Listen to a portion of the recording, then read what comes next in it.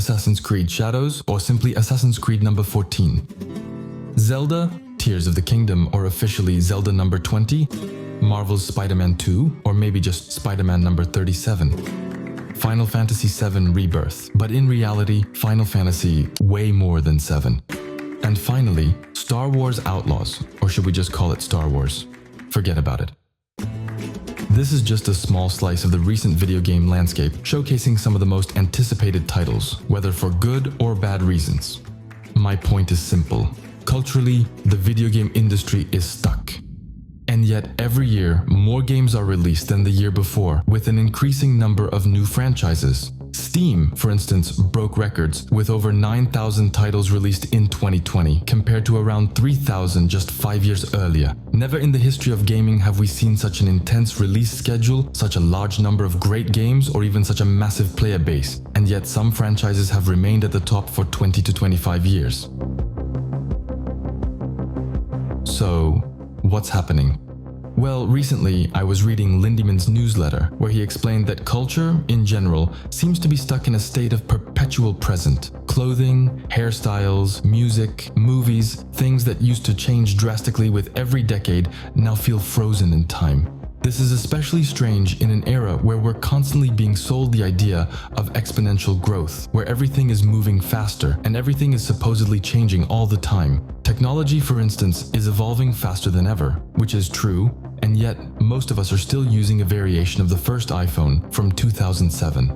And video games are no exception. The vast majority of players are sticking to the same small pool of games. It's the winner-takes-all effect, and in this case, the winners have been the same for quite a while now. Some might say, nothing new under the sun, and sure, we've grown used to it. But let's forget that for a second, and try to dig into what this really says about us collectively. Our appetite for risk is dying.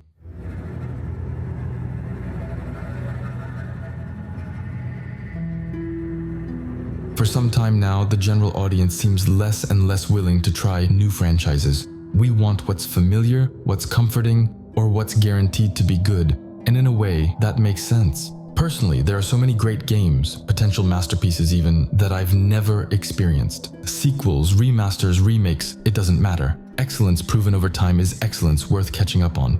But on the flip side, it's a shame that I don't try more genuinely original and innovative new franchises. Because what I truly lament about how video games are consumed today is that people make these choices regardless of the quality of the games. For too long, the top spots have been held by franchises that barely innovate, or at best produce decent entries. The latest FIFA games are glorified updates, the latest Call of Duty games are recycled content, and Pokemon, it's practically mocking its players at this point. We'd happily forgive the shaky first steps of a new franchise that dares to take risks, but we don't extend that forgiveness to the dinosaurs. And in that sense, I genuinely hope Assassin's Creed Shadows can restore some glory to the franchise. So who's to blame for this stagnation? Why are we stuck? Why do Call of Duty and the religion of Nintendo dominate so thoroughly? Because it works? Alright, fair point, Captain Obvious, but why does it work? Because players keep buying them? Thanks, Sherlock, but why did they keep buying them? Out of habit, comfort, impulsivity. Okay, but then why is culture stagnating when it used to evolve constantly? Comfort and habits aren't new. Why are gaming franchises stuck when the medium itself, still so young, used to evolve so quickly? In his newsletter, Lindemann pointed to two culprits for cultural stagnation in general.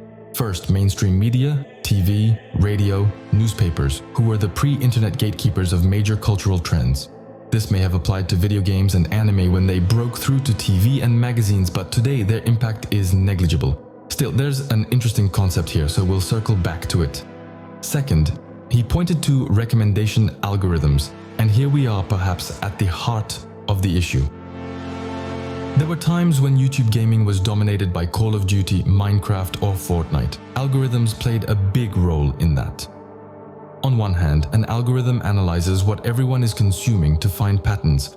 On the other, it analyzes your individual habits to predict your preferences. These predictions influence everyone's consumption, creating the risk of being locked into a narrow cycle of the same games. This is how an intense but niche hype can quickly escalate into a widespread trend and fade just as fast. It's also how well-established franchises can grow even stronger. Habit becomes reinforced. When collective attention focuses on one thing, it creates demand. Demand generates supply, a sequel, a remake, which the algorithms then push to meet that demand. Satisfaction ensues, it works. The crowd draws more crowd, and the cycle repeats. Back in the day, before today's major platforms like YouTube or X, we had thousands of forums and sources to consume, share, and discuss video games. Now, for PC and console gaming, what are the go-to sources? YouTube, X, Reddit, Twitch. In other words, we use very few platforms. And there's the true culprit: centralization.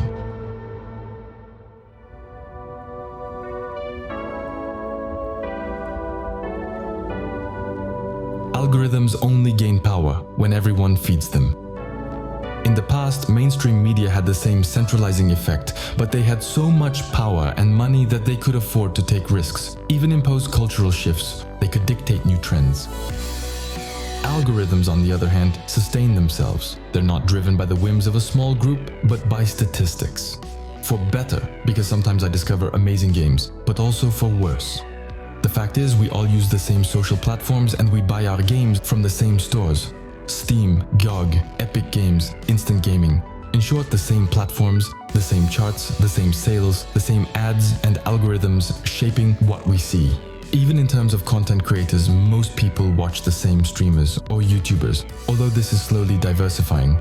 Advertisers have understood this for years, which is why sponsorships often target groups or trends all at once. It's the winner takes all the attention effect, whether for games or creators.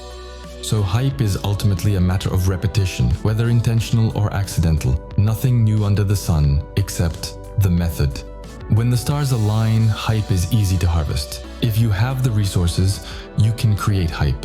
And if you have a lot of resources, big brains and luck, you can turn hype into habit, regardless of quality, as long as it's good enough. So, part of the blame falls on us. These systems are only as powerful as we allow them to be. They influence us because we rarely seek alternatives. Sure, algorithms are incredibly effective at capturing attention, creating habits, and keeping us hooked. But they rely on our cooperation as spectators, consumers, and players. And in the end, this is just an observation.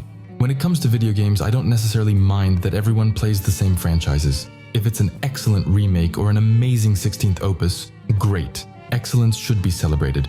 The real problem is that mediocrity, the average, the passable, still hogs the spotlight, when it only deserves to be forgotten.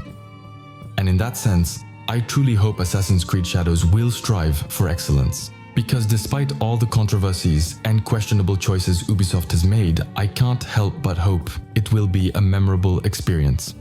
I've always loved Japanese culture. I was lucky enough to live in Osaka for a few months, and seeing one of the franchises that helped shape me as a gamer finally tackle one of the best possible settings for a game like this, well, that fuels my expectations. I hope what I just said will age well, and I'll see you next time.